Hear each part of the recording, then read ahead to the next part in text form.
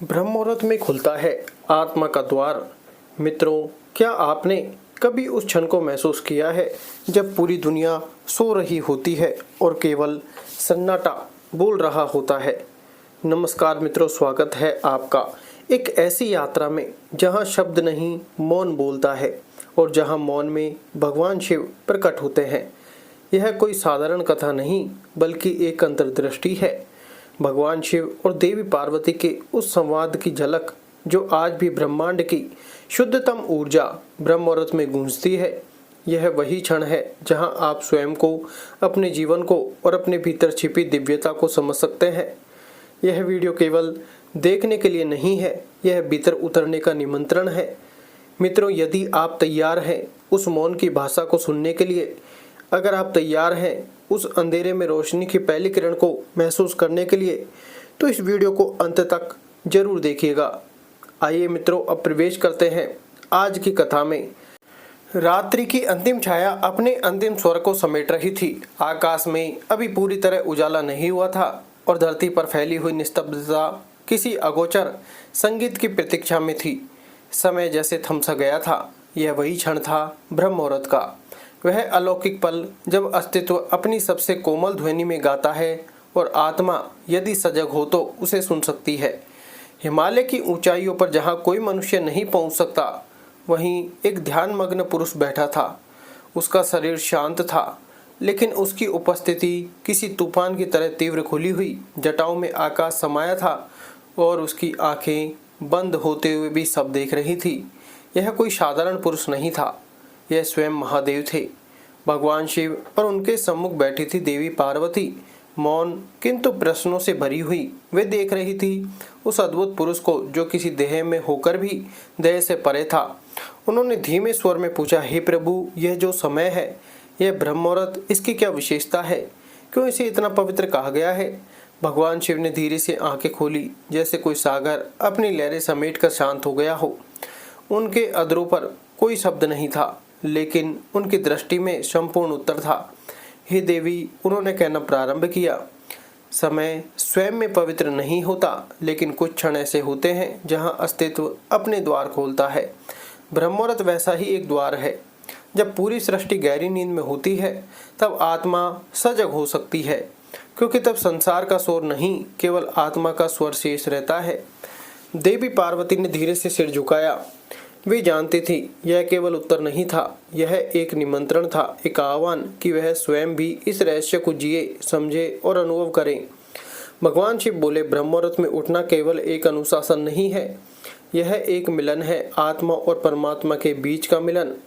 जब तुम उस समय उठती हो, तुम केवल आंखें नहीं खोलती, तुम अपना अस्तित्व खोलती हो। उस समय जो ध्यान में बैठता है, वह संपूर्ण सृष्टि की चेतना में स्नान करता है।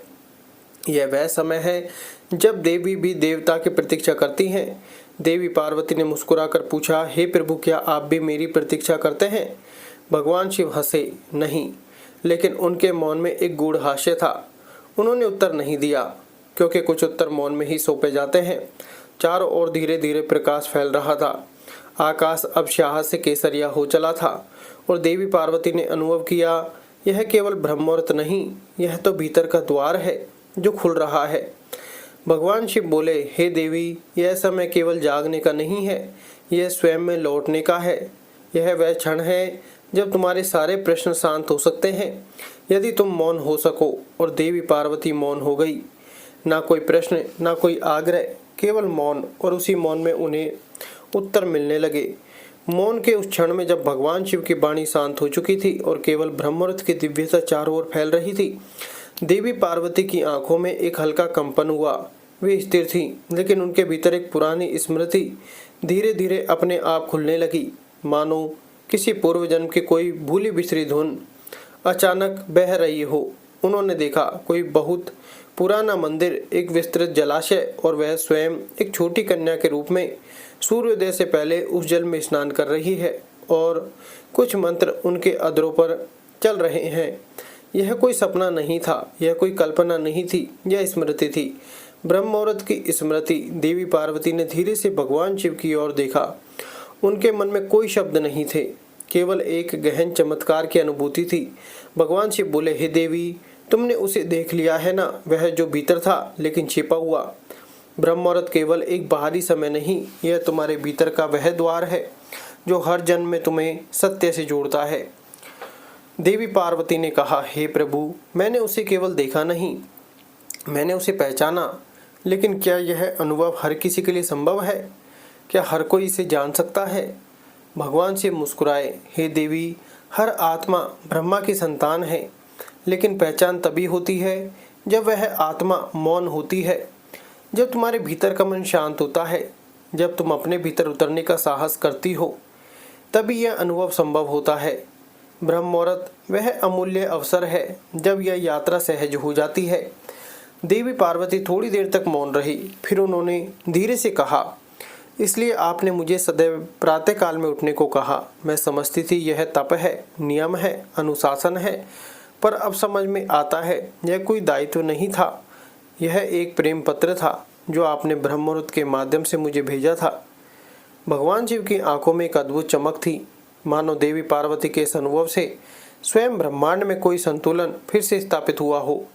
और फिर दूर कहीं किसी पक्षी ने पहली बार गान किया। ब्रह्म मुहूर्त समाप्त हो रहा था, लेकिन देवी पार्वती के भीतर जो द्वार खुला था वह भी खुला ही था।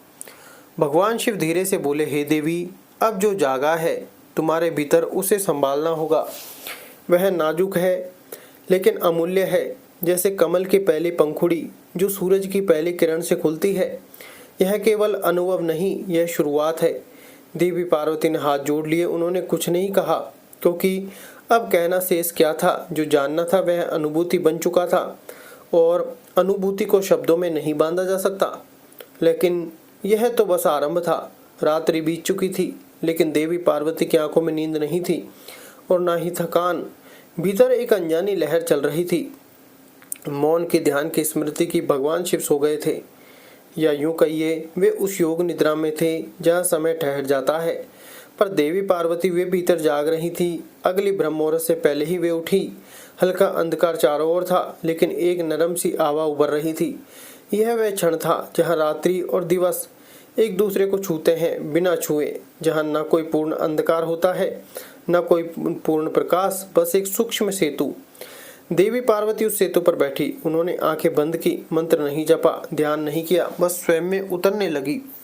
ना कोई चाह, ना कोई आकांक्षा, केवल वही मौन जो भगवान शिव की आंखों में था। शुरुआत में केवल श्वास सुनाई दी, धीमी, शांत, गहरी। फिर अचानक कुछ हुआ, जैसे किसी और जीवन का द्वार भीतर से खुला हो। वे स्वयं को देखती हैं, किंतु इस जन्म में नहीं, किसी प्राचीन युग में। वे ब्रह्मचारिणी है थी, गहन तपस्या में लीन, एकांत जंगल में, बिना भय, बिना बंधन। उनके तप का उद्देश्य क्या था? भगवान शिव नहीं, वह तो केवल प्रतीक था। उनका उद्देश्य था आत्मा को पहचानना। और फिर एक क्षण आता है जब उस पूर्व जन्म की पार्वती वर्तमान की देवी पार्वती से एक हो जाती है। उन्होंने अपनी आंखें खोली, लेकिन वे केवल बाहरी नहीं थी, वे 2 जन्मों के अनुभव से भरी हुई आंखें थी। अब वे केवल देवी पार्वती नहीं रही थी, वे वह स्त्री थी जो ब्रह्म मुहूर्त की चुप्पियों को समझती थी, जो जान चुकी थी कि सुबह की पहली हवा में केवल ऑक्सीजन नहीं होती, बल्कि वह चेतना की पहली किरण होती है। उस क्षण भगवान शिव उनके पास आए। उन्होंने कुछ नहीं पूछा, केवल उनके सामने बैठ गए। दोनों मौन थे। भगवान शिव ने धीरे से कहा, हे देवी, तुमने उसे देख लिया, अपने ही भीतर की वह स्त्री जो जन्मों से ध्यान में थी। देवी पार्वती ने कहा, और अब मैं चाहती हूँ कि हर स्त्री, हर पुरुष, हर आत्मा उस अनुभव को जान सके। क्या यह संभव है? प्रभु भगवान शिव बोले, ब्रह्मा मुहूर्त सबके लिए है। देवी पर भीतर उतरने का साहस बिरलों में होता है। जिस दिन लोग ब्रह्म मुहूर्त को केवल एक समय नहीं, बल्कि एक द्वार मानेंगे, उस दिन उनके जीवन में चमत्कार होगा। देवी पार्वती ने निश्चय किया, मैं इस रहस्य को केवल अपने तक नहीं रखूंगी, मैं इसे संसार को फैलाऊंगी, उस रूप में जिसमें लोग समझ सकें, अनुभव कर सकें, जी सकें। भगवान शिव मुस्कुराए और बोले, वह दिन जब आएगा जब कोई स्त्री, कोई पुरुष ब्रह्म मुहूर्त में आंखें बंद करेगा, तो वह तुम्हारे अनुभव को भी छू लेगा। यही ज्ञान की परंपरा है। यह एक द्वीप से दूसरे द्वीप जलाने की यात्रा है। सूर्य की पहली किरण जब अब आकाश को छू रही थी, पक्षियों का गान प्रारंभ हो चुका था, परंतु देवी पार्वती के भीतर जो गान उठ रहा था वह संसार की सभी सीमाओं से परे था। मित्रों, अब हम प्रवेश कर रहे हैं उस चरण में जहां देवी पार्वती एक नई खोज के लिए तैयार हैं। उन्होंने अब केवल अनुभव किया है, लेकिन अनुभव को शब्दों में पिरोकर दुनिया को देना, यह उनकी अगली यात्रा है। और यह यात्रा वही बनती है जो हर साधक को ध्यान की ओर बुलाती है। अगली भोर वही ब्रह्म मुहूर्त पर इस बार कुछ अलग था। देवी पार्वती गंगा तट पर बैठी थी। उनके चारों ओर मौन था, लेकिन भीतर प्रश्नों की सरिता बह रही थी। उन्होंने आंखें मूंदी और एक प्रश्न भीतर से उठने लगा, क्या ब्रह्ममुहूर्त केवल आत्मा की खोज का समय है या वह संपूर्ण सृष्टि के साथ जुड़ने की एक सूक्ष्म विधि है? भगवान शिव धीरे धीरे उनके पास आए। बालों में चंद्र, गले में नाग और आंखों में वही सनातन शांति। वे देवी पार्वती के पास चुपचाप बैठे, कोई शब्द नहीं कहा, फिर भी जैसे उन्होंने सब जान लिया हो। देवी पार्वती ने कहा, हे प्रभु, जब मैं इस ब्रह्ममुहूर्त में ध्यान करती हूँ तो मैं स्वयं को नहीं पाती, मैं पूरी पृथ्वी बन जाती हूँ। जैसे हवा मैं ही हूँ, जैसे तट की रेत मैं ही हूँ, जैसे बहती गंगा मेरी सांस है। यह क्या है? भगवान शिव ने कहा, हे देवी, यही तुम्हारा विस्तार है। जब कोई ब्रह्ममुहूर्त में स्थिर होता है तब वह व्यक्ति नहीं रह जाता, वह तत्व बन जाता है। व्यक्ति मिटता है, चेतना शेष रह जाती है। यह वही क्षण है जहाँ साधक ब्रह्मांड से एक हो जाता है। देवी पार्वती ने पूछा, हे प्रभु, तो क्या हर मनुष्य इस ब्रह्मांड से एक हो सकता है? भगवान शिव बोले, हाँ, यदि वह स्वयं से बाहर आ जाए। जब तक मनुष्य अपने नाम, शरीर, विचार और स्मृतियों में उलझा है, वह केवल एक सीमित प्राणी है। पर ब्रह्म मुहूर्त में जब वह मौन की छाया में प्रवेश करता है, तब वह मैं नहीं रहता, तब वह सब कुछ हो जाता है। उस क्षण देवी पार्वती को लगा कि ब्रह्म मुहूर्त केवल शांति नहीं है, यह सृष्टि से संपूर्ण संवाद है। यह वह पल है जब परमात्मा हर द्वार पर दस्तक देता है, पर मनुष्य सोए रहता है। देवी पार्वती ने उस दिन निश्चय किया, मैं एक वृतांत बनाऊंगी, एक कथा जो शिव और मेरे संवादों को समेटेगी। मैं उसे इस प्रकार कहूंगी कि लोग उसे केवल सुने नहीं बल्कि अनुभव करें। भगवान शिव मुस्कुराए और बोले, हे देवी, तो यह प्रथम कथा तुम्हारे भीतर अब जन्म ले चुकी है और यह यात्रा अब रुकेगी नहीं। देवी पार्वती ने भगवान शिव का हाथ थामा। उन्होंने कहा, हे प्रभु, अब मुझे अगला प्रश्न करना है। आप कहते हैं कि ब्रह्म मुहूर्त में ध्यान सर्वोत्तम है, पर जो ध्यान नहीं कर पाते, जो मन को स्थिर नहीं कर पाते, वे क्या करें? भगवान शिव ने गहराई से देखा, अब तुम अगली परत में प्रवेश कर रही हो। हे देवी, यह प्रश्न सरल नहीं है, पर उत्तर है, पर वह उत्तर शब्दों में नहीं, अनुभव में मिलेगा। देवी पार्वती ने पूछा, हे प्रभु, क्या आप मुझे उस उत्तर की ओर ले चलेंगे? भगवान शिव ने कहा, हाँ, पर इस बार मैं नहीं, यह ब्रह्म मुहूर्त स्वयं तो मिल ही जाएगा। अगली बार स्वयं को मेरे बिना खोजना, जो अनुभव तुम्हारे पास आएगा वही उत्तर है। और इस प्रकार अगली सुबह देवी पार्वती को अकेले जाना था, बिना भगवान शिव के, बिना संवाद के, केवल मौन के साथ। सुबह की वह भोर थोड़ी अलग थी। ना तो पास में शिव की छाया थी, ना कोई शब्द, ना कोई संकेत। देवी पार्वती अकेली थी, पर यह अकेलापन कोई दुख नहीं था, यह एक अवसर था खुद को जानने का, उस गहराई में उतरने का जहां अब तक केवल शिव थे। गंगा की लहरें उसी तरह बह रही थी, तट की रेत उसी तरह ठंडी थी, पक्षियों का कलकल उसी तरह धीमा था, पर आज देवी पार्वती के भीतर कुछ नया था।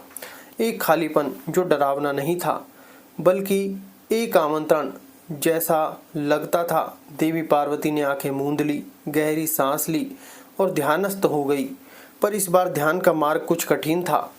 पहले जहां भगवान शिव की उपस्थिति से मन सरलता से मौन में उतर जाता था, अब वहां विचारों की भीड़ थी। पुराने स्मृति के चित्र, भविष्य के सवाल और मैं का लगता उठता स्वर। देवी पार्वती ने देखा कैसे मन बार बार भागता है, कैसे एक क्षण मौन आता है और फिर विचारों की लहरें उस मौन को बहा ले जाती हैं। उन्हें पहली बार समझ में आया कि ध्यान कोई तकनीक नहीं, यह एक तपस्या है। धीरे धीरे उन्हें विचारों से लड़ना बंद किया। उन्हें रोका नहीं, बस देखा। एक विचार आया, क्या मैं योग्य हूँ? फिर दूसरा, क्या भगवान शिव के बिना भी मैं साक्षात्कार पा सकती हूँ? और फिर तीसरा, मैं कौन हूँ? इन विचारों के बीच एक क्षण ऐसा आया जहाँ सब थम गया। एक गहरा सन्नाटा, न कोई प्रश्न, न उत्तर, बस मौन। उस मौन में देवी पार्वती को लगा जैसे गंगा का बहाव उनके भीतर बह रहा हो, जैसे सूर्य की पहली किरण उनके हृदय को छू रही हो, जैसे संपूर्ण ब्रह्मांड न केवल बाहर बल्कि भीतर भी है। और तभी उन्हें पहली बार वह अनुभव हुआ जो केवल शब्दों में नहीं उतर सकता। भगवान शिव की अनुपस्थिति में उन्होंने शिव को पाया। उनका स्वर कहीं भीतर से गूंजा, जब तुम मुझे बाहर ढूंढना बंद कर देती हो तब मैं तुम्हारे भीतर प्रकट होता हूँ। देवी पार्वती की आंखें खुली, चेहरा शांत था, जैसे कोई अनंत यात्रा करके लौटी हो। वह मुस्कुराई और कहा, अब मैं जान गई कि ध्यान किसी गुरु की छाया में ही नहीं, अकेले मौन की गहराइयों में भी मिल सकता है।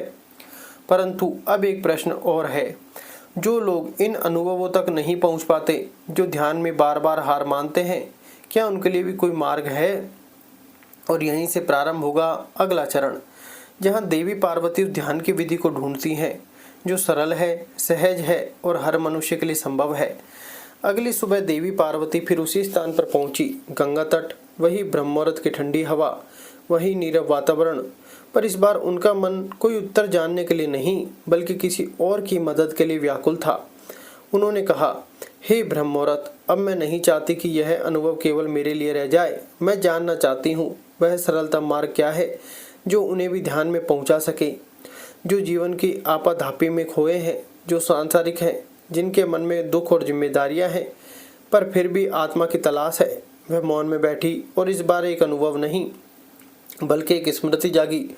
भगवान शिव की कही हुई एक बात, ध्यान कोई उपाय नहीं, ध्यान एक समर्पण है। और समर्पण के लिए मन को कठोर बनाना नहीं, उसे प्रेम से भरना होता है।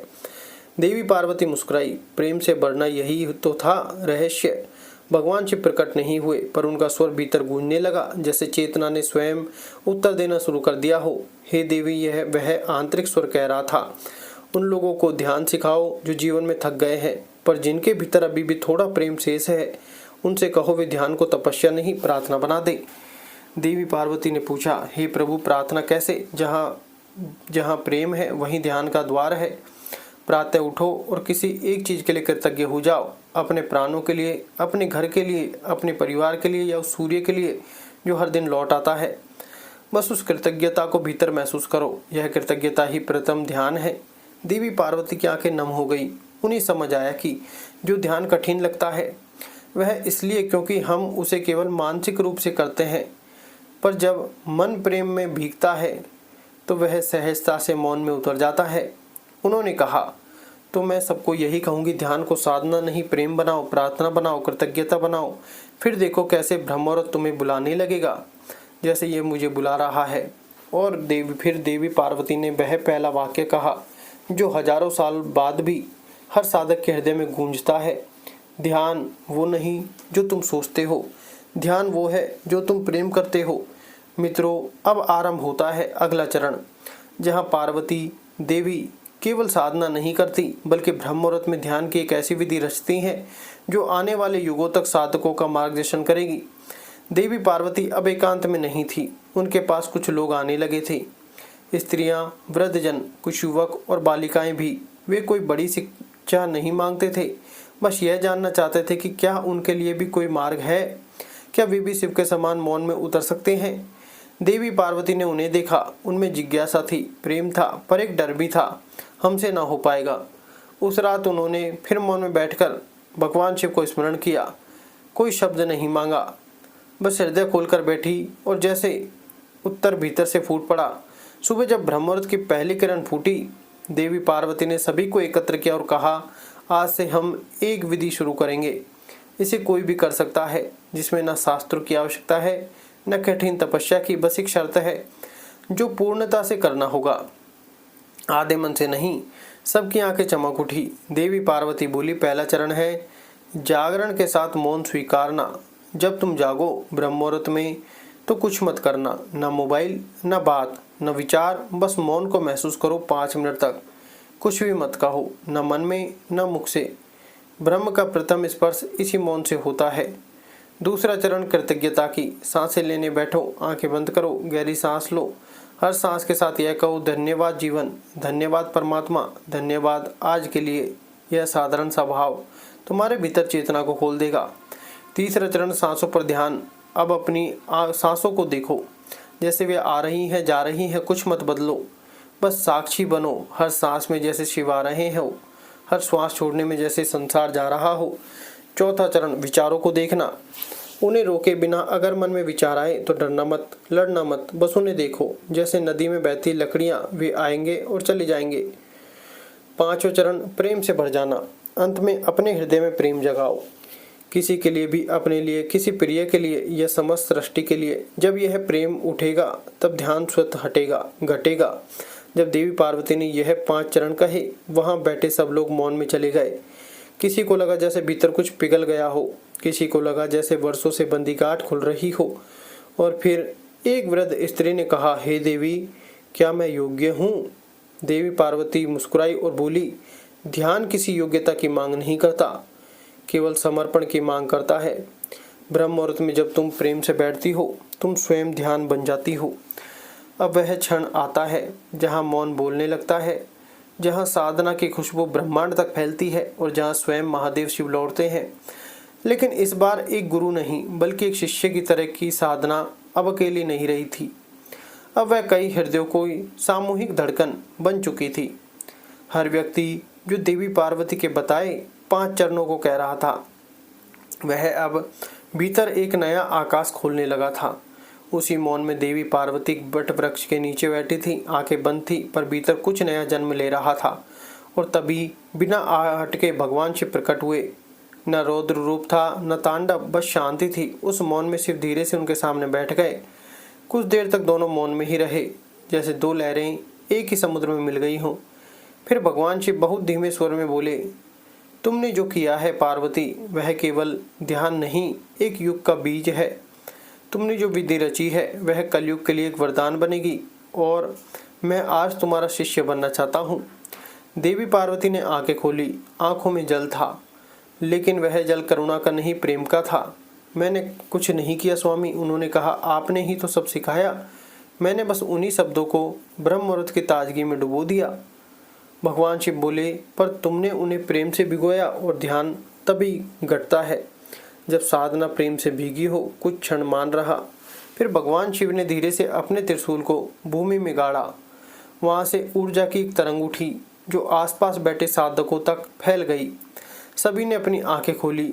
वे नहीं जानते थे कि यह दिव्य ऊर्जा क्या है, पर हर एक के भीतर जैसे कुछ प्रज्वलित हो गया था।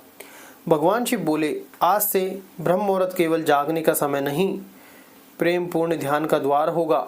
और यह द्वार हर उस प्राणी के लिए खुलेगा जो देवी पार्वती की विधि को अपनाएगा, जिसने अपने भीतर का मौन स्वीकार कर लिया है। फिर उन्होंने देवी पार्वती के चरणों में सिर झुका दिया। हे देवी, तुम्हारा यह अर्पण केवल इस पृथ्वी तक सीमित नहीं रहेगा। जो इस विधि से ध्यान करेगा वह हमारे साथ जुड़ेगा, ब्रह्म की उस तरंग से जहाँ तुम अब पहुँच चुकी हो। देवी पार्वती की आंखें भर आई। उन्होंने भगवान शिव के माथे को छुआ और कहा, मैं चाहती हूँ यह विधि उन तक पहुँचे जो टूटे हैं, थके हैं, जो स्वयं को खो चुके हैं।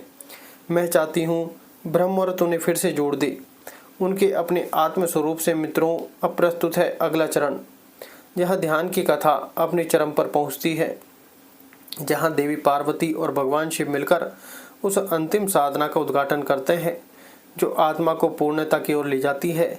गहन निष्पक्षता की छाया में भगवान शिव और देवी पार्वती आमने सामने बैठे थे। कोई पूजा नहीं, कोई आह्वान नहीं, बस एक तरल मौन जो सांसों के बीच बह रहा था। देवी पार्वती ने धीरे से भगवान शिव से पूछा, हे प्रभु, क्या अब यह अंत है? भगवान शिव मुस्कुराए और बोले, यह अंत नहीं, आरंभ है उस अंतिम साधना का जो मनुष्य को मृत्यु के भय से मुक्त कर सकती है, जो जीवन के हर द्वंद्व को साध लेती है, जो आत्मा को उसके मूल स्रोत से जोड़ देती है। वह साधना कैसी है? देवी पार्वती ने पूछा। भगवान शिव ने उत्तर दिया, हे देवी, यह साधना केवल करने की नहीं, होने की है। इसमें कुछ करना नहीं है, इसमें स्वयं को मिटा देना है। जैसे दीपक स्वयं को जलाता है ताकि प्रकाश फैले, वैसे ही साधक स्वयं को त्यागता है ताकि आत्मा प्रकट हो। चारों ओर बैठे साधक अब ध्यान मग्न हो चुके थे। कोई स्वर नहीं, कोई हरकत नहीं, बस भीतर एक पुल बन चुका था, चेतना से ब्रह्म तक। भगवान शिव ने कहना शुरू किया, इस अंतिम साधना का आरंभ ब्रह्म मुहूर्त से नहीं, मृत्यु की स्वीकृति से होता है। हर रात जब तुम सोने जाओ, ऐसे जाओ जैसे यह तुम्हारा अंतिम रात्रि है, और हर सुबह जब जागो, ऐसे जागो जैसे पुनर्जन्म हुआ है। तब जो पहला श्वास तुम लोगे वह केवल हवा नहीं होगी, वह जीवन की कुंजी बन जाएगी। ब्रह्म मुहूर्त तभी ब्रह्म का द्वार बनाता है जब साधक उनमें मृत्यु को छोड़कर जीवन को स्वीकार करता है। देवी पार्वती सुन रही थी। उनके नेत्रों में अब एक नई आभा थी, मानो वे स्वयं अब ऊर्जा की तरंग बन चुकी थी। भगवान शिव ने साधकों की ओर देखा और कहा, अब मैं तुम सबको अंतिम मंत्र दे रहा हूँ, मैं नहीं हूँ। इसी भाव के साथ ब्रह्म मुहूर्त में बैठो, आंखें बंद करो और बार बार अपने भीतर दोहराओ, मैं नहीं हूँ, मैं नहीं हूँ। तब जो बचेगा वह तुम हो। धीरे धीरे सब साधक इस साधना में उतरने लगे और उस पल सृष्टि जैसे रुक गई। कोई हलचल नहीं, सभी को की चेतना एक हो गई। भगवान शिव और देवी पार्वती उस क्षण में मौन में डूबे, एक दूसरे को निहारते हुए, जैसे दो पूर्णताएं मिलकर शून्यता बन गई हो। यह साधना किसी धर्म की नहीं थी, किसी विधि की नहीं थी, यह थी अस्तित्व की। मित्रों, अब शुरू होता है वह अंतिम अध्याय जहाँ ब्रह्म मुहूर्त की साधना पूरी होती है और भगवान शिव और देवी पार्वती की उपस्थिति से परे केवल शांति और मौन का राज्य होता है। जो साधक अब तक मैं नहीं हूँ कि मंत्र को अपने हृदय में गूंजता हुआ अनुभव कर रहे थे, उनके भीतर एक अद्वितीय परिवर्तन हो रहा था।